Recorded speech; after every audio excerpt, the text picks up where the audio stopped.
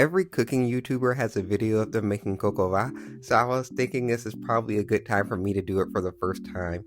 I feel like I've seen enough of these videos to know what to do, but I'm going to start off by cutting off the thighs and legs of a chicken. I'm going to upload a full video this coming Saturday on how to fully break down a chicken, since that's something I do every week. And honestly, it's pretty straightforward. There's just a lot of moving parts here because I'm going to marinate this for 24 hours because I saw Martha Stewart do it and thought that sounded really good. So I'm going to start off by building my marinade base by chopping half of an onion. I'm just going to roughly chop it in half and save the rest of the onion for the next day. And because thankfully I'm at my house, I don't like Pinot Noir. I'm a big fan and a big advocate for only cooking with wine that you like or you know you're going to drink. So I'm just going to use a Merlot instead, but you just want to make sure you're using a good dry red wine. Plus, as someone who's a big advocate of not making multiple grocery store trips, I can always find Merlot at the grocery store, and it's like a good universal wine when it comes to cooking, so I'm just going to grab that whenever I see it. Now we're going to put 2 cups of the Merlot into a pot with our onions, and we're going to continue to put the rest of our vegetables in there because we're going to bloom the aromatics on top of the stove for about 2 to 3 minutes by simmering them, and we're going to pour them over the chicken after they cool down. This also helps get rid of a lot of the bitterness from the wine. And now we're going to go ahead and start chopping up some celery. I have celery already because I was making some soup, but honestly I absolutely hate buying celery so much, and I hope I get married one day so I can finally use the big bag and maybe just have a bunch of kids too. I'm going to make my kids eat celery when they're growing up because someone is going to eat it. So long story short, if you don't have celery, just totally skip it. It's gonna be fine, I promise. But if you do have it and you go out and buy that whole big pack, just put whatever's left in the freezer. So I'm basically doing all of my chopping tonight for most of my vegetables. This isn't going in the marinade though. I'm just gonna put these carrots in a container for tomorrow. But some people do put all their vegetables into their marinade, and when it's time to bake it, they just put all the marinade vegetables back in the oven with the chicken. But I'm not doing that because honestly, if you're gonna let it sit overnight for 24 hours, by the time you cook it, all of the flavor is probably in the wine already. If you're new here, I'm Amari, and I just really like cooking and showing other people how to do the same, and this is just one of those things that seems really intimidating that really isn't. You just gotta have the time. And if you like these videos or videos like this, just make sure you like and subscribe. I'm here at least twice a week. And now that we've let that simmer for 2 or 3 minutes and cool down, now we're gonna pour it over the chicken and let it sit in the fridge for 24 hours. Now the next day is honestly pretty straightforward. We're going to take the chicken out of the marinade and absolutely pat it dry because we're going to brown it before we put it in the oven. And I like to pat it dry and then let it sit out at room temperature for about 20 minutes or however long it takes me to get everything else ready. And this is probably one of the few times you're going to see purple chicken, I hope. If your chicken's already purple, you didn't marinate it or anything, I'm going to ask you not to eat that chicken. Also, side note, in every video I'm uploading this week, I'm making something using a different part of that chicken I posted earlier where these legs came from, just so you can get an idea of how many things you can do with one single chicken, because buying a whole chicken is one of my favorite things to do every week, and it's pretty cheap. Mine are normally about $10 or so, and you get the whole thing, so you can quite literally cook it however you want. Ever since I got this cleaver, I've been kind of cleaver crazy, so I'm gonna try to cut up this chicken a little bit more, but I'm gonna miss a few times.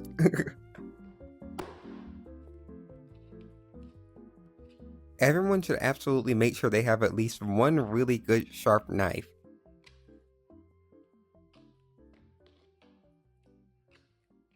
I've never used a knife this big before a day in my life before this past week, and I'm always so scared to use this cleaver, I had to count myself down to 3.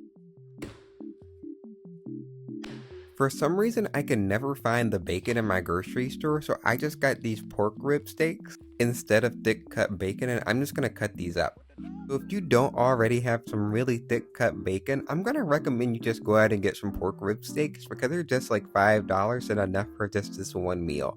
I don't really eat bacon that often, so this was a good investment for me. Now we're going to chop this rib steak or bacon into very tiny pieces, or at least smaller chunks, because we're going to render out all the fat on top of the stove. And we want it to be small enough to eat and not be like a major problem, but we also want it big enough to scoop out before we brown the chicken.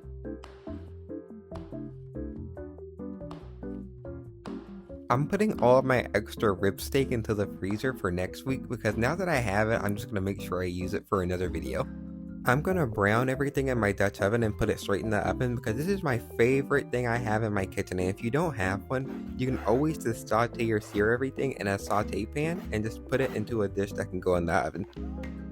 And now I'm gonna chop up the rest of the onion from yesterday for today, and I'm gonna crush up 3 cloves of garlic. Now you want to make sure that you put your stove on medium and start rendering the fat out of that bacon / whatever pork you're using. It's going to take about 8 minutes or so, but once it gets nice brown and crispy, we're just going to go ahead and scoop it out.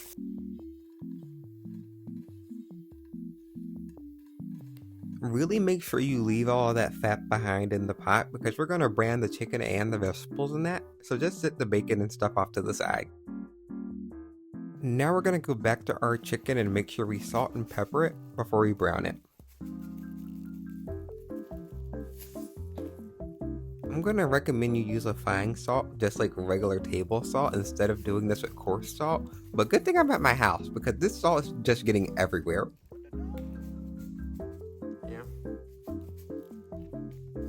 And now we're just gonna brown this chicken on both sides. I was kind of scared about not being able to tell when one side was brown because, you know, the purpleness of the chicken, but honestly it ended up not being an issue at all. So after you get those brown for about 2 or 3 minutes on each side, we're gonna go ahead and sit those to the side on a plate. Now this chicken does look quite juicy and delicious now, but now we have to go to sauteing our carrots and onions in that exact same pan. And we're just gonna stir until those onions start to become a little bit translucent. And before I go in with my garlic, I'm going to go ahead and preheat the oven to 325 degrees. And once I throw in my 3 garlic cloves, I'm only going to cook those until I can smell them. And then I'm going to pour our marinade back into the wine. Not into the wine, into the pot. I didn't put any of the veggies from overnight back into my pot, but you totally could. I saw some people do it, some people don't. I'm just kind of experimenting. This is my first time. And not gonna lie, I was kind of side-eyeing this entire meal, but this is the most trust the process thing I've ever had to make. It came out so good. So now I'm gonna shake in a little bit of salt and let this simmer on top of the stove for about 2 or 3 minutes before I actually put the chicken in.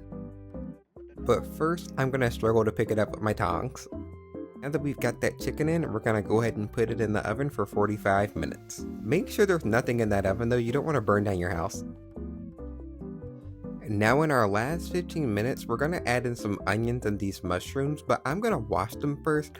I know there's a huge discourse on if you should just wipe them or wash them, but I'm washing them because the package says to wash them, and I'm just going to cut off the stems and leave the mushrooms themselves whole. Some people put the mushrooms and the pearl onions in the whole time, but I didn't want them to fall apart and get overly mushy, so I'm just going to do the last 15 minutes so I can still pick up a whole mushroom or a whole onion. And I'm going to use my entire container of pearl onions because it was just about 8 ounces.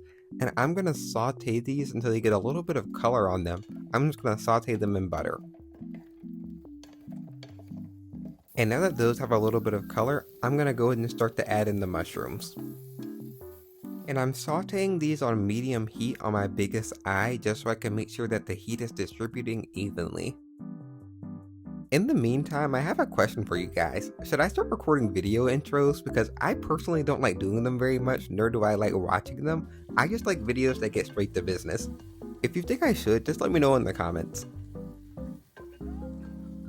Now that just took about 10 minutes, and now that those mushrooms are a little bit browned and ready to go, turn off the heat and take your chicken out of the oven, and we're just going to pour our mushrooms and our onions straight into the pot. Don't be scared, really just dump them in there and make sure they're covered by the sauce. You really want them covered in the drown a little bit, so I'm just going to slap them down in there with a spoon. So we're going to put it back in the oven for 15 more minutes, but I find that when you braise something or use something that has a lot of fat in it, you kind of want to use an acid to cut the fat like vinegar. So before you add in that salt, add in a splash of vinegar, because sometimes that'll just do the trick. And that's how you make it, guys. I'll see you on Saturday.